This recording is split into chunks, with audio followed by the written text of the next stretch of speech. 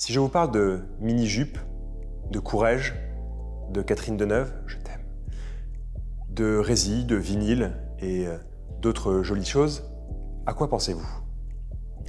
Bien évidemment, si vous avez en tête toute la culture des années 60, vous me répondrez le style des années 60 et vous aurez raison. C'est d'ailleurs aujourd'hui tout le but de la vidéo, de parler du style des années 60 et en particulier d'une collection Seiko complètement inspirée d'une montre des années 60. J'ai nommé la collection Seiko Présage Style 60 et c'est tout. Voilà, merci.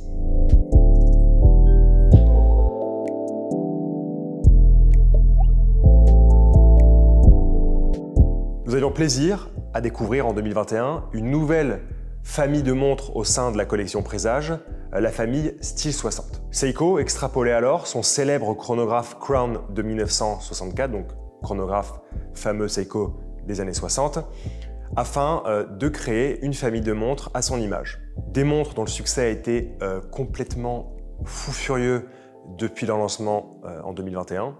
Et on va vous parler aujourd'hui des nouvelles montres de 2022 dans la collection Présage et dans la famille de montres Style 60. On va commencer par deux mots sur les origines de Style 60. Le chronographe Crown de Seiko a été lancé en 1964 pour coïncider avec les Jeux Olympiques de Tokyo et la montre Crown embarquait alors le premier mouvement chronographe de Seiko. Alors je vous rappelle que à l'époque, ce chronographe Seiko est un remontage manuel. Il faudra attendre la fin des années 60, vous savez, pour avoir cette fusion d'idées d'entreprises qui créent des mouvements de chronographe automatiques. On avait un poussoir, donc monopoussoir, à 2 heures qui permettait en fait de démarrer le chronographe, de l'arrêter et de le remettre à zéro. Et pour cela, les ingénieurs chez Seiko avaient développé un mouvement à roue à colonne, plus simple d'utilisation et puis plus joli aussi. Donc voilà, une montre très simple, très sophistiquée, qu'on apprécie. Et d'ailleurs, je vous encourage aujourd'hui à aller chercher ces montres, à regarder ces montres parce qu'elles sont somptueuses. Et en 2020 déjà, cette montre faisait l'objet d'une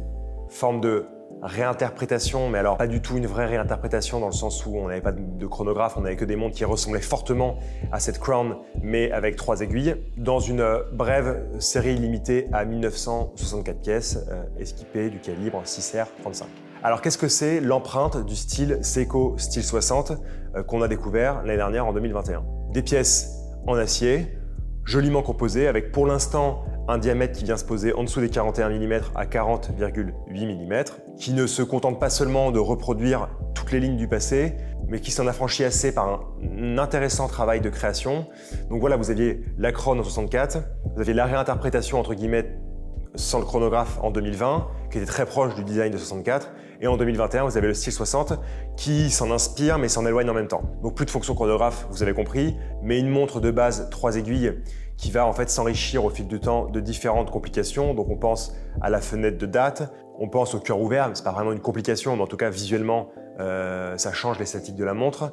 Et aujourd'hui, une réserve de marche, comme je vais vous le présenter après, sur la nouveauté 2022. Le cadran est très lisible, les indications sont très nettes, on trouve tout ce qui nous plaît dans le design chez Seiko, à savoir des index facettés, ici des petits points luminescents carrés, une fine graduation de minuterie et des aiguilles aux pointes acérées.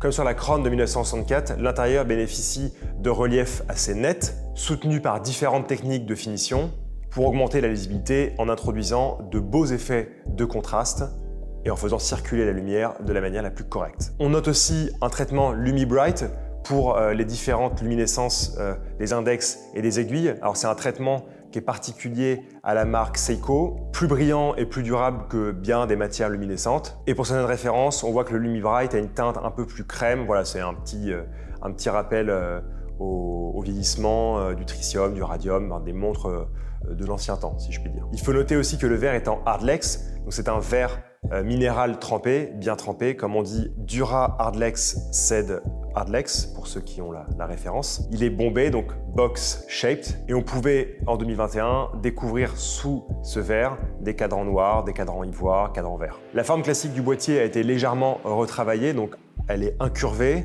pour davantage de confort au poignet. On peut le comprendre, c'est aussi visuellement plutôt joli. Et les cornes bénéficient d'une alternance de brossé, de poli miroir pour accentuer la brillance là où on veut exactement, et c'est très joli. Les Seiko Style 60 sont aussi caractérisés par leurs lunettes, gradués donc toutes les 10 minutes sur 60 minutes, qui permettent, alors là après vous en faites ce que vous voulez, de lire plus facilement la minuterie avec l'aiguille des minutes, tout simplement, ou alors de calculer un temps avec l'aiguille des secondes, enfin voilà, vous en faites ce que vous voulez, mais c'est un détail graphique qui est intéressant et utile. Mais alors, tout ça pourquoi?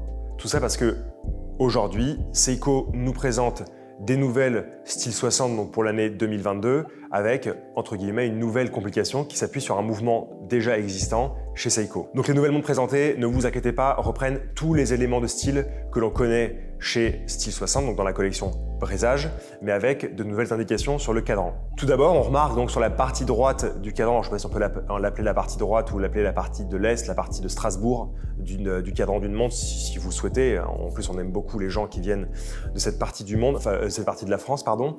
Dans cette partie donc de la montre, on remarque une indication de la réserve de marche. Donc vous avez en fait plus qu'un arc de cercle entre la lettre E donc pour empty, donc quand vous n'avez plus de réserve de marche, jusqu'à 40 pour le maximum d'heures de la réserve de marche, avec une aiguille centrale plutôt courte, plutôt fine, plutôt discrète, bien réalisée, qui donc va indiquer en fonction du remontage si vous êtes complètement perdu et vous n'avez plus de batterie, ou si vous avez encore du jus, auquel cas l'aiguille sera plutôt vers 40.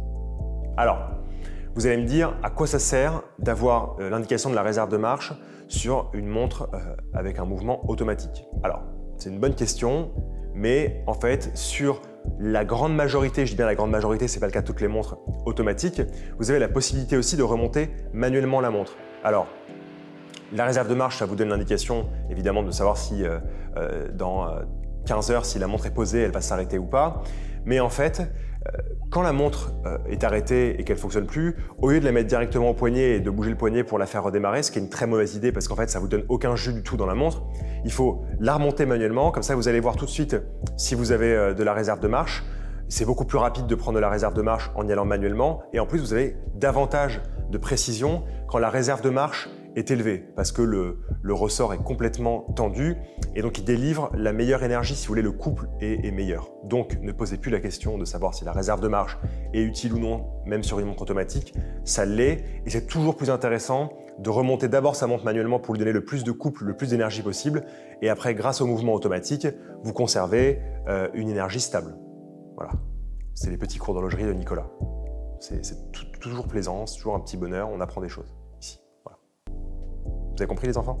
L'autre indication se trouve à 6 heures, et si vous pouvez penser au départ qu'il s'agit d'une petite seconde, vous avez totalement tort, parce que je pensais aussi au départ que c'était une petite seconde, j'avais donc totalement tort. Il s'agit en fait d'une indication de la date par aiguille, donc sur 31 jours.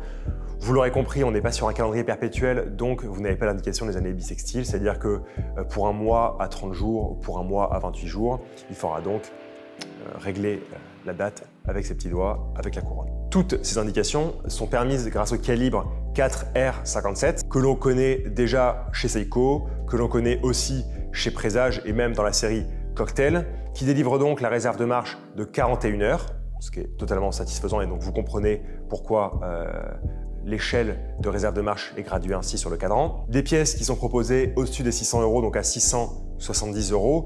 Alors les pièces style 60 qu'on avait l'année dernière, qui étaient des pièces 3 aiguilles, étaient proposées en dessous des 500 €.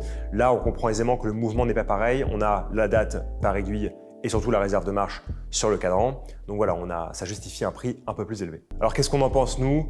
Les Style 60 restent toujours fidèles à elles-mêmes. Je vous avoue, quand j'ai vu les montres les premières fois, c'était comme en 2021.